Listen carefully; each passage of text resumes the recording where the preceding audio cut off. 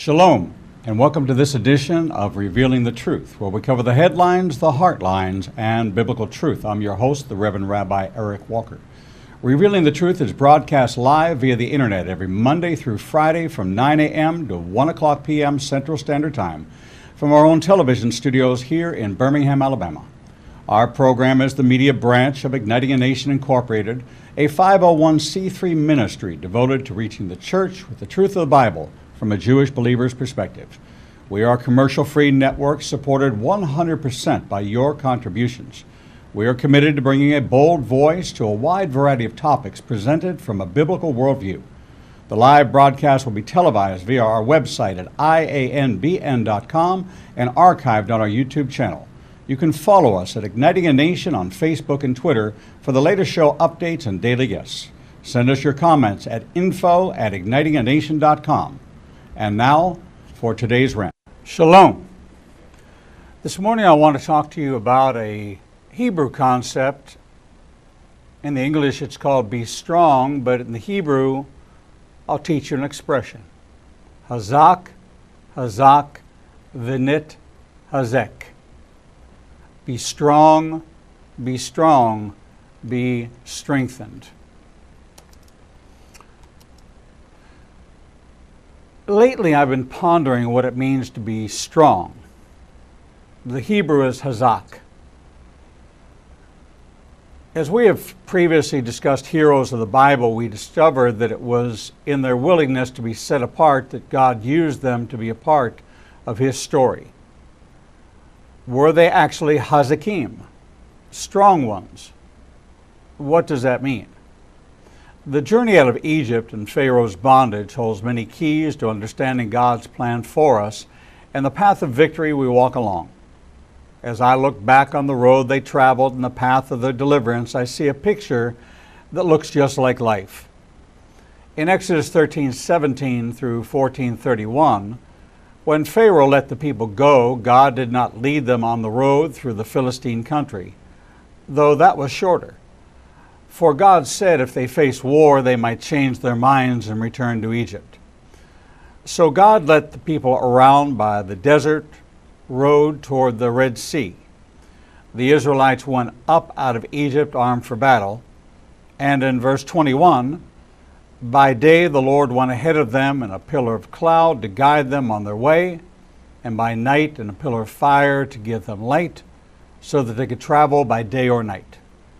Neither the pillar of cloud by day nor the pillar of fire by night left its place in front of the people. Then the Lord said to Moses, tell the Israelites to turn back and encamp at Pi-hahiroth, between Migdol and the sea. They are to encamp by the sea directly opposite Baal-zephon. Pharaoh will think the Israelites are wandering around the land in confusion, hemmed in by darkness. And I will harden Pharaoh's heart, and he will pursue them. But I will gain glory for myself through Pharaoh and all his army, and the Egyptians will know that I am the Lord. So the Israelites did this. When the king of Egypt was told that the people had fled, Pharaoh and his officials changed their minds about them and said, what have we done? We have let the Israelites go and have lost their services. So he had his chariot made ready and took his army with him. He took 600 of the best chariots along with all the other chariots of Egypt, with officers over all of them. The Lord hardened the heart of Pharaoh, king of Egypt, so that he pursued the Israelites who were marching out boldly. The Egyptians, all Pharaoh's horses and chariots, horsemen and troops, pursued the Israelites and overtook them as they encamped by the sea near Pi-hahiroth, opposite Baal-zephon. As Pharaoh approached, the Israelites looked up, and there were the Egyptians marching after them.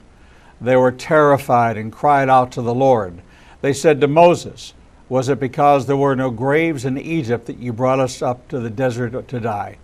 What have you done to us by bringing us out of Egypt? Didn't we say to you in Egypt, leave us alone, let us serve the Egyptians? It would have been better for us to serve the Egyptians than to die in the desert. Moses answered the people, do not be afraid, stand firm, and you will see the deliverance the Lord will bring you today. The Egyptians you see today, you will never see again. The Lord will fight for you. You need only be still. Then the Lord said to Moses, "Why are you crying out to me? Tell the Israelites to move on. Raise your staff and stretch out your hand over the sea to divide the water, so that the Israelites can go through the sea on dry ground. I will harden the hearts of the Israelites so that they will go in after them.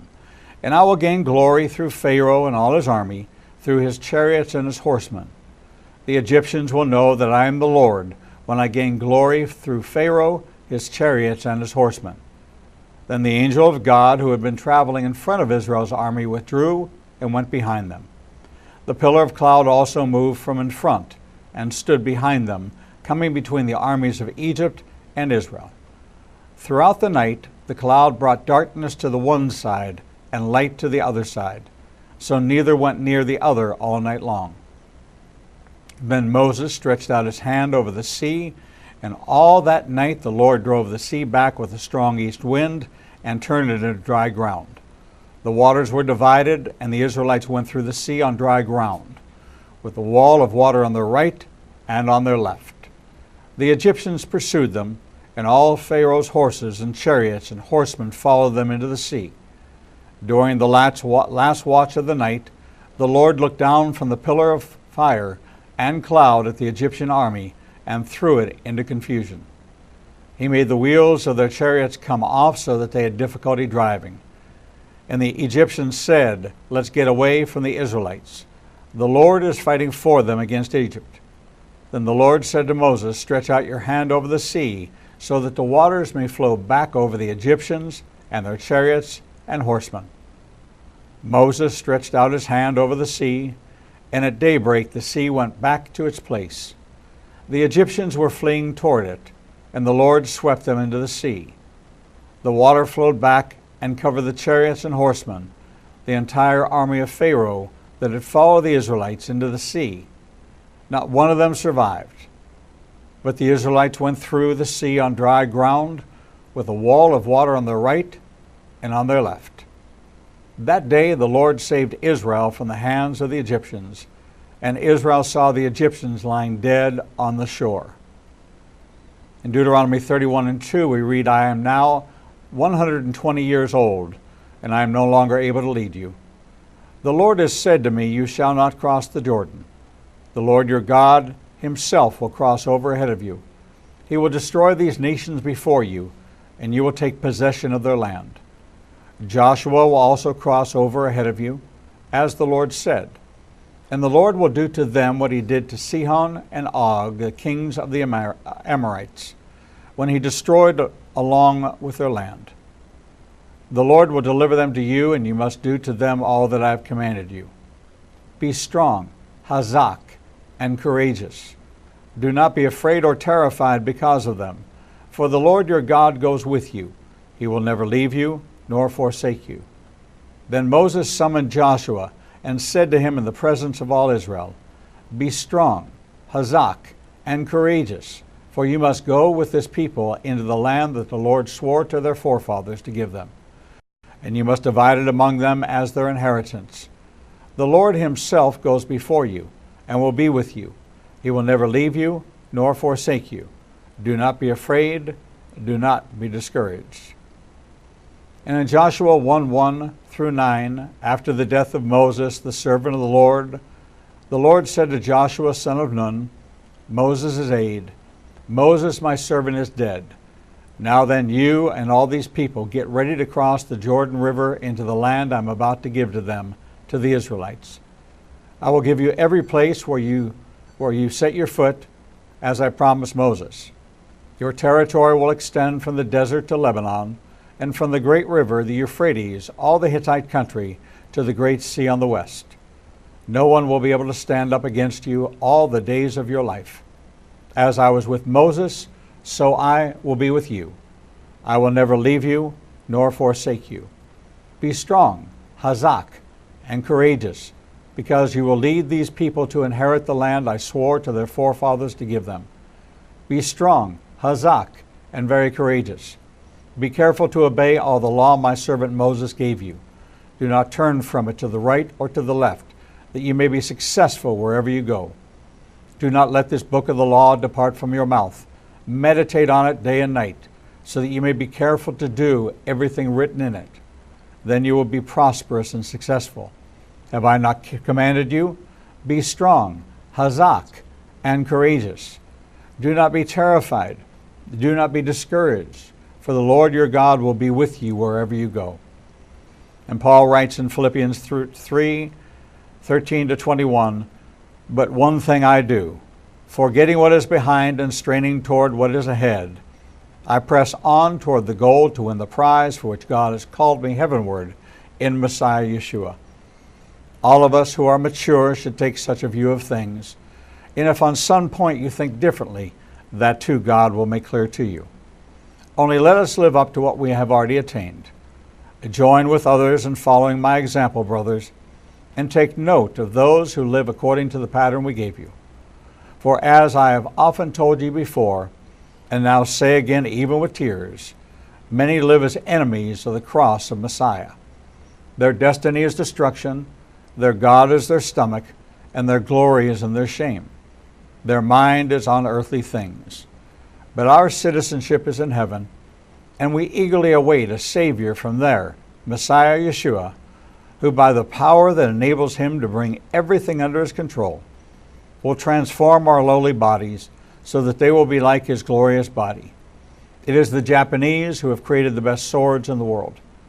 To create these fine weapons, ancient Japanese sword makers had to create a sword that was hard enough to retain a sharp edge, but at the same time soft enough not to be brittle. Sword makers who make swords by making the steel hard found they could preserve a sharp edge. Such swords, however, were often so brittle that they would often break when they clashed in battle. Soft steel, however, was found to be not as brittle, but would easily dull and be unable to slice through armor. Japanese sword makers, therefore, had to forge a sword with steel hard enough to retain a sharp edge, but at the same time pliable enough not to break in battle. What Japanese sword makers learned to do was to create a sword made of hard and soft steel. Multiple sheets of hard and soft steel are heated, folded, and pummeled together over and over again. Japanese swords go through a lengthy forging process until they have up to 33,000 paper-thin laminations of hard and soft metal. Each of these layers is 100,000ths of an inch thick. This is all done to a very precise recipe of temperature treatment. The end result is a finely crafted weapon with extreme pliability and a blade that will retain a finely honed edge. Just as Japanese sword makers repeatedly hammer together layers of metal to produce a sword that will be strong enough to withstand breaking, so God allows trials to hammer metal into the lives of his children. Just a sword made of hard metal will easily break in battle. So the believer filled with pride will also break in adversity. It is in the forging hand of God that humility and dependence on him are developed into our lives to create character that will triumph in adversity. The hard steel in our lives is the Word of God. The soft steel in our lives is humility and a dependence on God. These are forged together in our lives through fiery trials and prayer to produce vessels that will give him glory. We need the hard steel confidence of what we believe, together with the soft steel of humility, to find true strength. Hazak, hazak, venit, hazek. Be strong, be strong, be strengthened. And that, my friends, is today's rant. The Rabbi's Rant is often harvested from the teaching archives made available to you through www.ianbn.com. For just $5 a month, you have unlimited access to audio and video teachings as current as last week and teachings going back 10 years. This archive contains over 700 hours of audio and video and is a wealth of information you can not find anywhere else. Why not subscribe today and start to fill in the blanks so that you may perfect your walk with the Lord? Send us your questions and comments to info@ignitinganation.com, and we will be right back.